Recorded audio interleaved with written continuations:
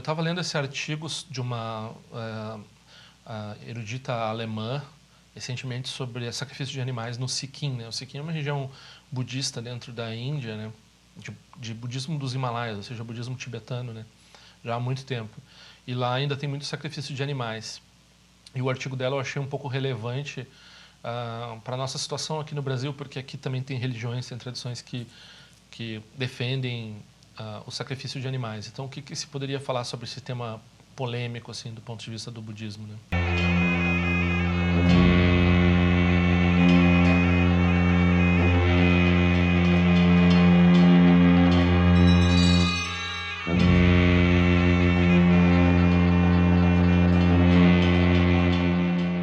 Então, né, no budismo, o primeiro mandamento, né, não é um mandamento, né, é a descrição, um preceito que tem a ver com, né, se a pessoa quer se dar bem na vida, quer viver ter uma vida longa, quer viver boas circunstâncias, é não matar, primeira coisa, né?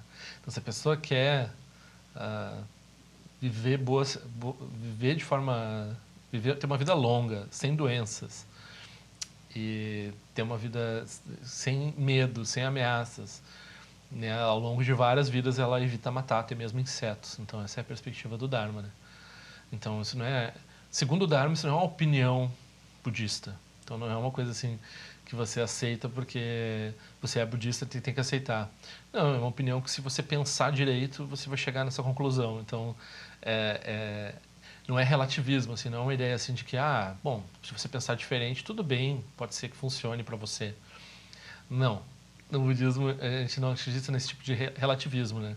Então, quando há alguma forma de filosofia ou de religião que começa a dizer que matar é bom, no budismo a gente desconfia, né? Que já,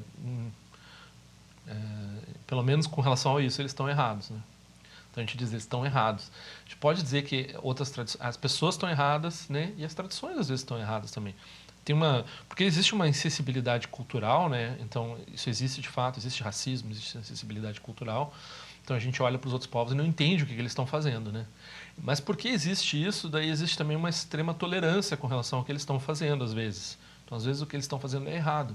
Por exemplo, de tradições culturais ligadas ao Islã né, na África, assim por diante, que eles fazem infibulação. Infibulação é extirpar o clitóris da menina e costurar a parte da vagina, assim, fica uma coisa diferente, assim, neles.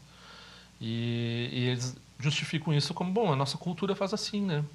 É assim que nós acreditamos, vocês vão se meter, vocês não têm capacidade de entender o que a gente está fazendo, a gente faz isso porque é assim que a gente é. E essa é a justificação, é uma justificação cultural, né? Da mesma forma, quando as pessoas elas começam a falar sobre sacrifício de animais, a primeira defesa é essa. Bom, né, a nossa tradição já foi tão perseguida, já foi tão mal entendida, né? Tem tanta injustiça e preconceito contra nós. Então, vocês estão com certeza agindo por injustiça e preconceito quando vocês criticam certas coisas que a gente faz na nossa tradição. Então, mas não necessariamente é assim, não. Algumas vezes, né, a gente não pode ter relativismo cultural, isso é chamado relativismo cultural, né? Então, algumas vezes as tradições estão erradas também. As tradições, as pessoas, como as pessoas erram, as culturas, elas podem estar erradas também com relação a uma coisa ou outra, né?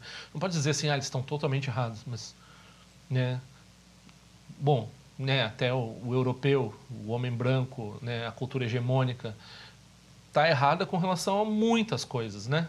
E a gente tem o direito de criticar e deve criticar.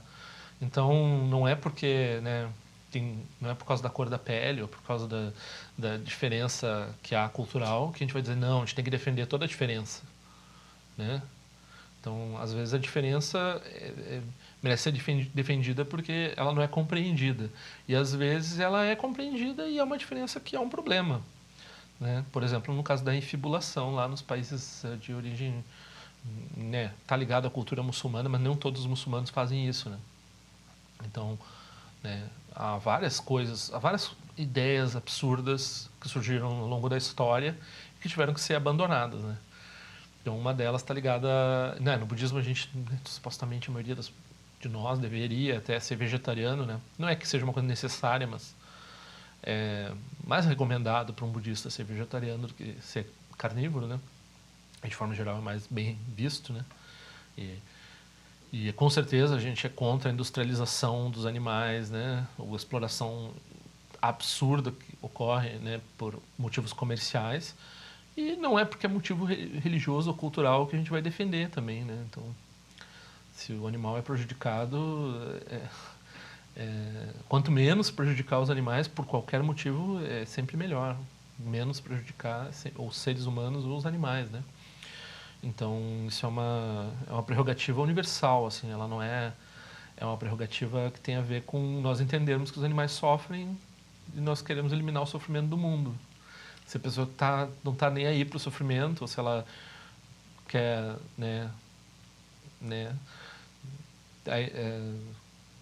quer achar que o sofrimento do mundo vai diminuir fazendo um sofrer, né, em nome de outro, aí não é uma visão correta, né?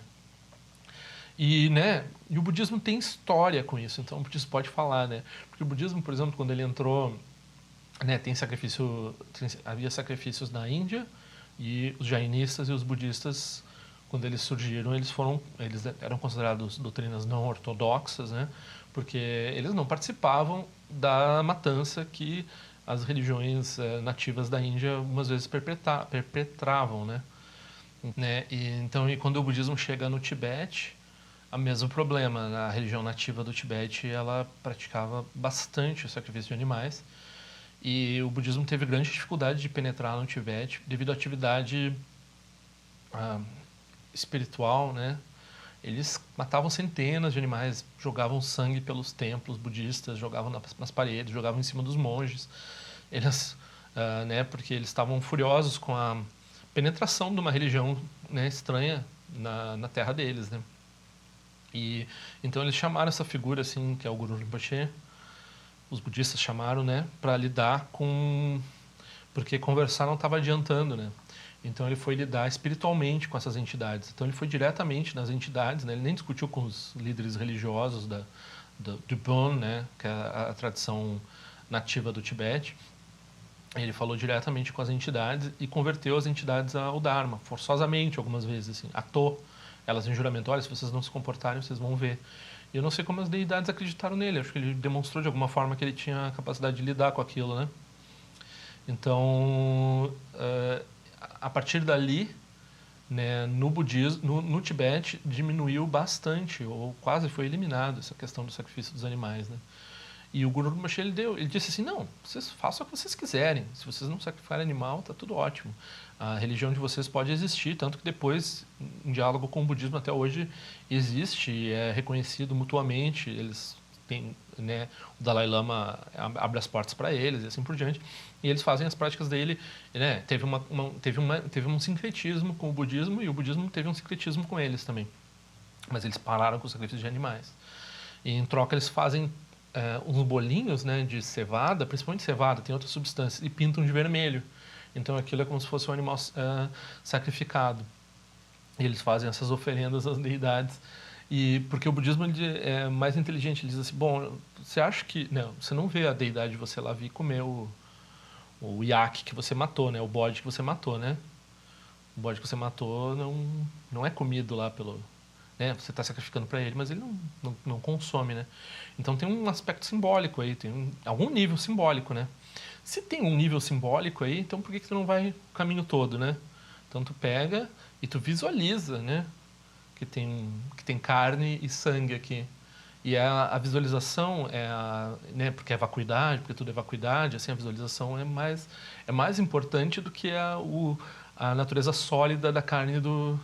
Então essa oferenda vai ser mais efetiva, não vai ser menos efetiva. E assim funciona no Tibete até hoje.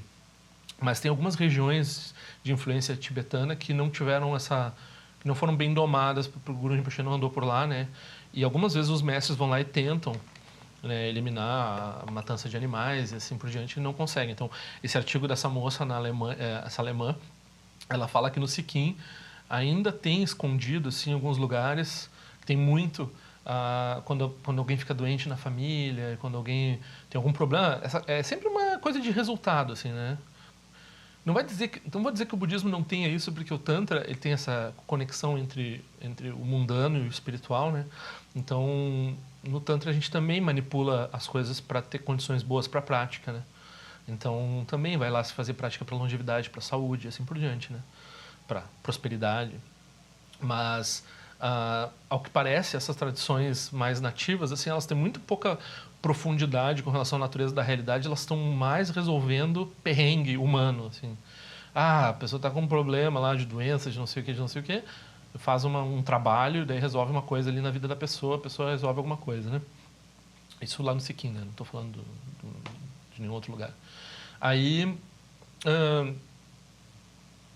então as pessoas elas sabem que é errado de acordo com o budismo, elas se consideram budistas, sabem que é errado de acordo com o budismo, mas na hora que a coisa aperta elas vão lá e apelam para a religião que tem laços culturais, tem laços né, de identidade anteriores à chegada do budismo lá naquela região, né? Então eles vão lá e voltam para essas práticas, né? E assim também é em alguns lugares, outros lugares que tem budismo tibetano, assim, que são menos centrais, né? Então o Tibete, o Butão é um pouco mais protegido pela presença do Guru Rinpoche. E esses outros lugares, algumas vezes um lama vai lá e resolve por 10 anos. Já teve períodos que ficou 10 anos, 20 anos sem ter sacrifício de animais. Eles retornam a fazer as mesmas práticas ancestrais, né? Daí o mestre budista volta lá, explica de novo, novamente os preceitos, daí reforça com a influência dele, né, com as práticas budistas que também resolvem perrengues materiais das pessoas, assim, que inclui saúde, longevidade, assim por diante. Aí as pessoas se emendam por um tempo, né? Então, é importante entender que o budismo já está lidando com isso já faz um tempo, assim. Com relação ao Estado laico, né? O Estado laico, ele realmente, por exemplo, na questão da infibulação, o Estado laico tem que se meter e dizer, não, mas ficar... Tem essa história de cultura, se tu está no nosso país, tu respeita os direitos humanos básicos, que são, né, não mutilar uma criança, né? Então, da mesma forma, né, se espera que o Estado laico defenda até mesmo um dia proibir a matança de animais, quem sabe, né? Algum país pode ter, assim, pode chegar, se não é bom ecologicamente, se não é bom, né? Os animais têm mais sofrimento, hoje em dia se reconhece que eles são mais próximos de nós do que nós achávamos 100, 200 anos atrás. Então a gente tem que defender eles também, senão é especismo também, né? Então a gente não pode ter especismo também. Achar que a nossa espécie é melhor que a dos outros, podemos abusar deles, já que eles estão aí, dá para matar do jeito que for, tal. E isso começa melhorando as práticas, né? Tornando as práticas de matança mais humanas, né? Proibindo certos tipos de cativeiro e assim por diante, proibindo sacrifício, proibindo... Daí, aos poucos, as pessoas vão, né, vão chegando o Estado vai moralizando um pouco a cultura, assim, né? O Estado laico, né? Então, não é que o Estado laico seja uma beleza, seja perfeito e né, resolva tudo, mas né, essa distinção entre defender a diferença cultural e valores universais, né, como, por exemplo, defender não tortura, não matar, né, não fazer os outros sofrer, não infibular e assim por diante, são valores universais. Aí tem um valor cultural lá que se choca e tu diz, mas tu não está entendendo a diferença, tu não está entendendo, não está tendo sensibilidade, tu está sendo preconceituoso, tu não está entendendo o que o outro está fazendo. Porque é uma honra o animal morrer dessa forma, isso podia ter uma justificação, né? É óbvio, né? Não vai fazer sem justificação. Então, essa tensão aí, o Dharma ele está do lado do lado dos valores universais. Então tem valores que estão além da cultura, né? Tem valores que estão, né, os valores budistas, eles se consideram além da cultura, né? Então o budismo se considera além da cultura, ele não é contra a cultura e permite as outras religiões, desde que não pisem nos valores universais. Um dos valores universais é que matar é errado, né? Então, espiritualidade que defende matar, com relação a isso está errada. Com relação a outras coisas, pode seguir fazendo o que está fazendo, não tem problema, né? Então, essa tensão aí é preciso ter sensibilidade com a diferença, mas é preciso entender também valores universais. Não evitar essa armadilha do relativismo cultural, né? Que já que a cultura manda mais que tudo, né? Não, a cultura não manda mais que tudo. Senão a gente vai defender a infibulação e uma série de outras atrocidades que, inclusive, as culturas brancas, né, fizeram. Se a cultura manda mais que tudo, então...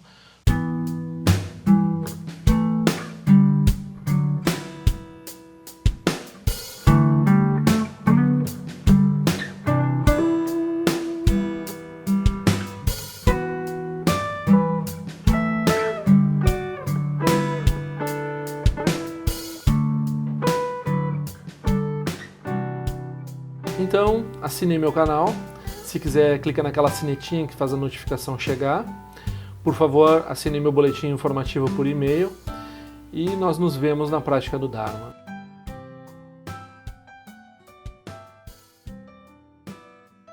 Ao longo de minhas muitas vidas e até este momento, todas as virtudes que tenho alcançado, inclusive o mérito gerado por essa prática e todas as que vier a conseguir, ofereço para o bem-estar dos seres sencientes. Possam a doença, a guerra, a fome e o sofrimento diminuir para todos os seres, enquanto sua sabedoria e compaixão aumentam nesta e em vidas futuras. Possa eu claramente perceber todas as experiências como sendo tão insubstanciais como o tecido do sonho durante a noite e imediatamente despertar para perceber a manifestação de sabedoria pura no surgir de cada fenômeno. Possa eu rapidamente alcançar a iluminação para trabalhar sem cessar pela liberação de todos os seres. Ganira coragem canção banane o amalu de um energia e ontem já sou essa peca já do tem de om sorte já me bem já na sua conta tudo eu já tá ba me junto todo no perone jogo essa zona do tem de me conhece a mazamba essa zona de gente no país que eu acho que tu pecou com essas gente ainda gente já de medo de outro panangue o anjo do no pateno buien ne copa molora sa nelo do dileta tu tem de peme já são peme isso de peme dan lá de com se suam peme de drama de hoje no nível melonge do de pende de uma de um tempo eu ne pa dan tempo assim peje bonan com se já sentem de do sunsan je guru rimpo shen ngon dukun da de wa jbo ja pa che kun sa du da pa sa so ade so jin je la du so shin sang we ba je wa dan san balon je do pa jin de lo ba ma hon ba ja guru pe ma se de ken lo jo zon le lo ja zan li sa sun ja pa pe do ju sho sun na wa da mi da do sun ge le sho